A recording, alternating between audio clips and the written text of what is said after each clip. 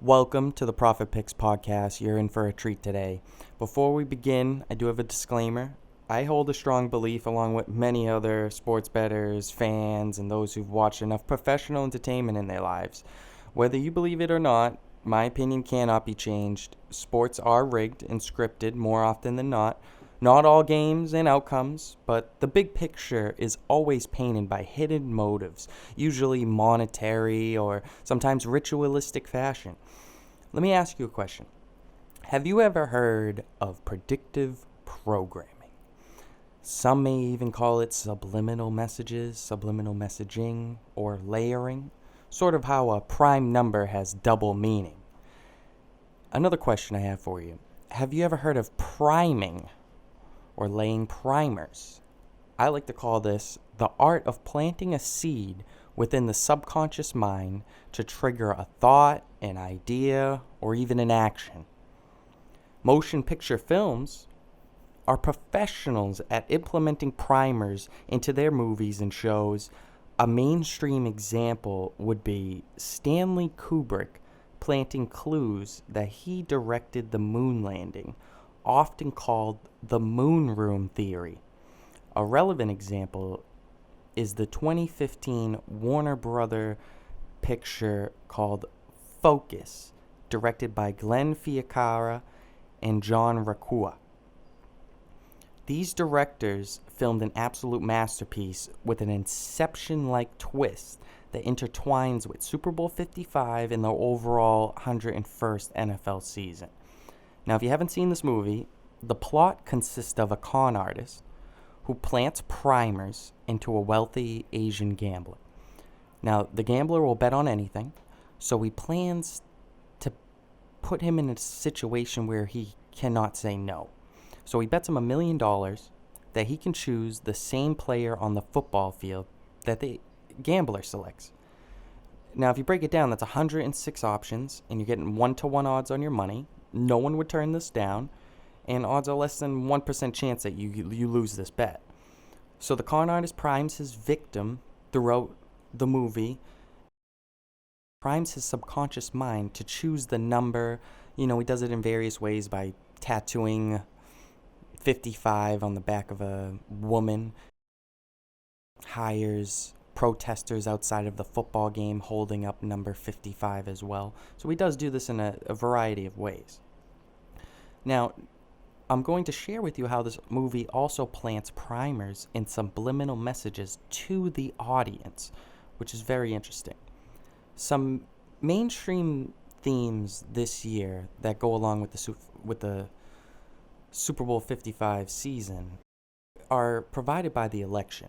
There's a theme this year that a lot of us can agree with, that half the country believe that America is being cheated or the election is being stolen from Trump. Many amateurs were using this theme to believe that the Steelers were a contender to win the Super Bowl, as it would align with current events. And when they shit the bed, everyone tailed the Cheetahs team, referring to Tyreek Hill's team, the Chiefs. And by Super Bowl time, it was clear as day, and true decoders saw it as what it was. It was the commander-in-chief being taken over by pirates, or buccaneers. Another theme around this year is the fight for racial equality.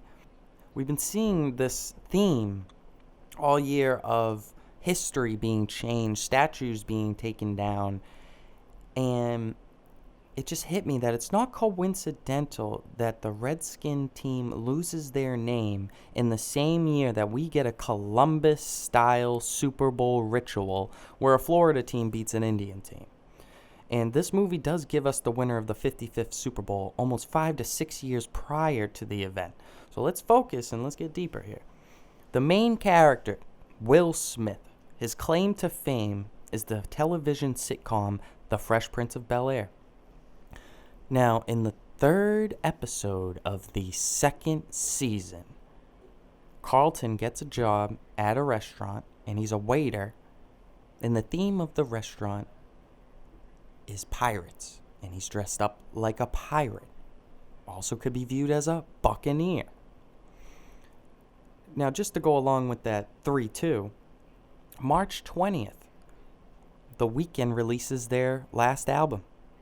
And they're also selected to be Super Bowl host of the halftime show.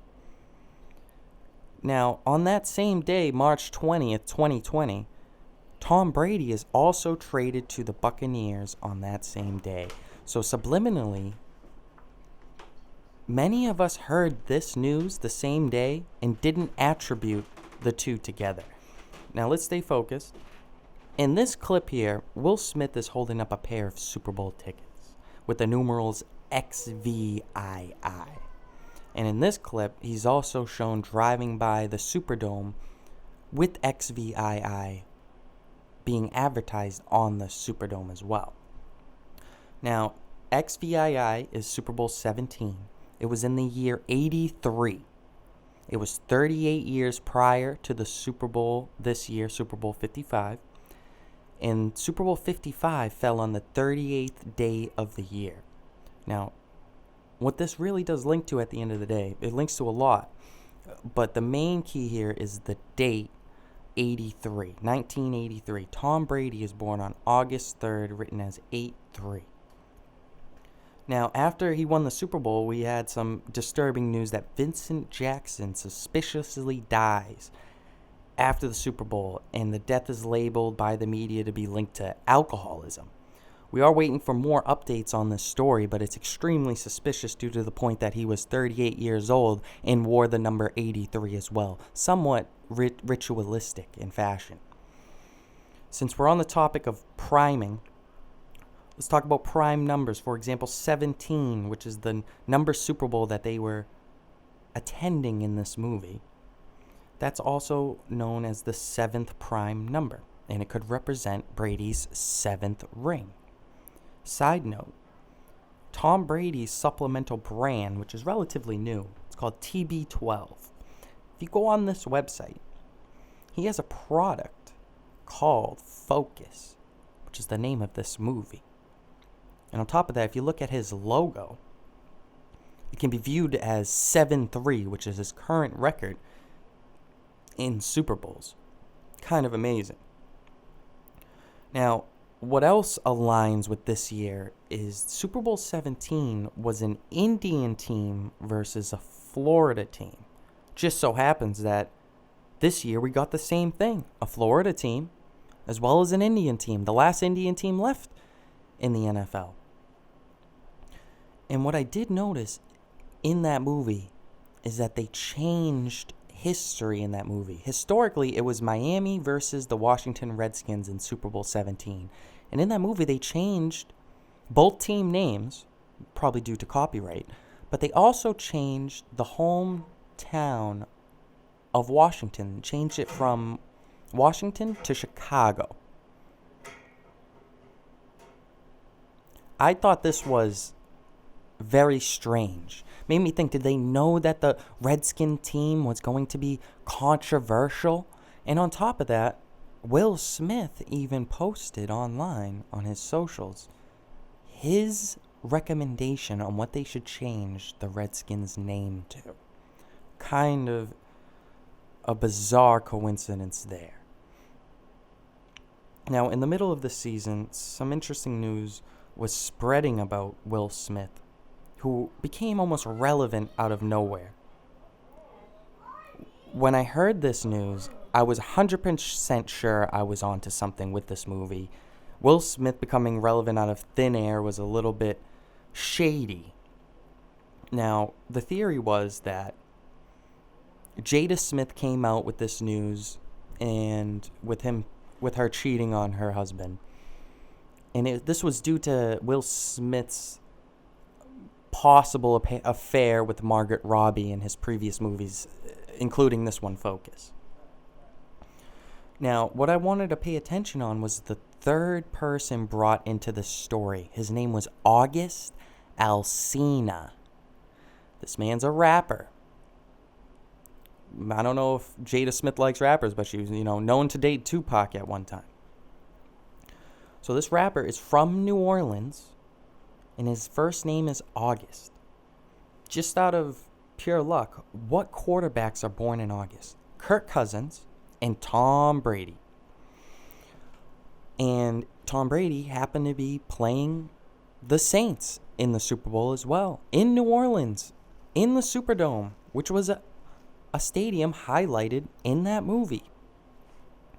I also found this bizarre code within a 2-minute clip of this movie. We found the number 173 3 times. Let me bring up this photo. Add these numbers from the players on the field, excluding the 55.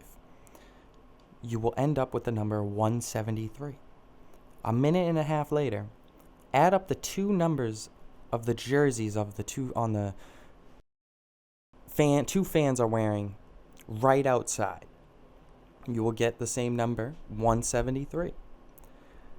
Now, once we get to the license plate, not only is the number 83 kind of standing out there, but if you add them up using this algorithm and using V as the 5th numeral, you will get 173. Excluding the B, it would be B173. Just playing devil's advocate here, B could be for Brady, 1 representing him being first to be Super Bowl host as well as attendee, or it could be representing him to be his first Super Bowl as a Buccaneer. And obviously the 73 could represent his Super Bowl record, as he was 6-3 and now he's 7-3. But I did also notice some other coincidences with this primer 173 in this year's season. All teams associated with this number ending up having a deep run in the season. They were all almost live to win the Super Bowl or to even get into the playoffs late into the season. Let me give you an example. Titans, who made the playoffs, started the season with 173 franchise wins. Dak Prescott, for example, although he got hurt, his team was still live in week 17 if Philly could lose and they could win. And he's born 173 days after the Super Bowl.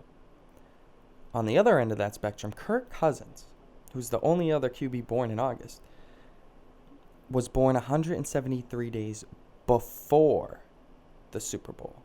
And that team was live in week 16 and still live to be in the playoffs. Now, if you also consider number 17 QBs and the 1 number 3 QB, all number 17 QBs, Josh Allen, Ryan Tannehill, Phillip Rivers, I might be missing one, they all made the playoffs. And the only number 3 QB, Russell Wilson, he did as well. And also a funny mention is that one game in the playoffs between the Bills and the Ravens had a final score of 17-3. And this number is also a prime number. It's the 40th prime number. And if you look at the final score in the Super Bowl, 9-31 adds up to 40. Just a nice tidbit there. Moral of the story here, if you think long, you think wrong. Those who believe they script these outcomes love to speculate on who's going to win. And my advice here is keep it simple. The NFL was desperate for income this year due to COVID, along with every other association in sports. Maybe not the UFC, who's actually doing pretty well right now. What's a way they could recoup from the pandemic and support the new paradigm that society is entering? I want you to keep in mind, Tom Brady is the number 1 seller of merchandise for the NFL. This is due to the fact that not only is he handsome, but he gets a lot of facial surgery to keep himself handsome. And the NFL loves when a player can pull in a new audience, such as the female audience, because females buy merchandise, and the NFL loves that. So keep in mind that Tom Brady brings in a larger audience than normal NFL players bring in, because he's bringing in the opposite sex, which is huge. It's a whole giant demographic that the NFL would love to tap into. And on top of that, since Tom Brady switched to a whole nother market in Florida, most of his fans will be also in the market for a new jersey. And we all know publicity helps sell products. What comes along with a Super Bowl victory? publicity. Not that he needed it, but it's a nice reminder to his fans and the American public. Funny coincidence, because it usually takes 12 advertisements before someone actually buys. Now, on top of that, the Buccaneers being an attendee as well as a Super Bowl host is beneficial to the new societal paradigm that includes mask wearing, social distancing, and staying isolated. They held capacity for the Super Bowl to 22,000. Now, this meant there's less people traveling, less tourism, less hotels being sold, less restaurants being filled. And that also means less out-of-state Super Bowl tickets being sold. I guarantee you that there was a large amount of Tampa Bay locals in that stadium that night. And it's just always funny how it comes full circle. I can't wait to decode Super Bowl 56. Subscribe. If I get to 1,000 subs, I'll make a video prior to this upcoming NFL season. I'll release my complete thoughts and my future bets for free. The Super Bowl is in California this year, which is a major clue to who goes deep next season. Our clients made great money at the tail end of the season. After we saw Brady retire Breeze, we knew he was going all the way, no doubt about it. And we are currently 7-2 in the last 9 Super Bowls, breaking great profits. Let me hear your predictions in the comments below for Super Bowl 56. Make sure to subscribe. We give out free picks weekly. We provide helpful information and a great place to find insider information as well. I'll post a link to my socials in the description for Twitter, Instagram. Again, we do give out free winners weekly, sometimes daily. But if you want to get all of our exclusive plays, it's only $19.99 a month.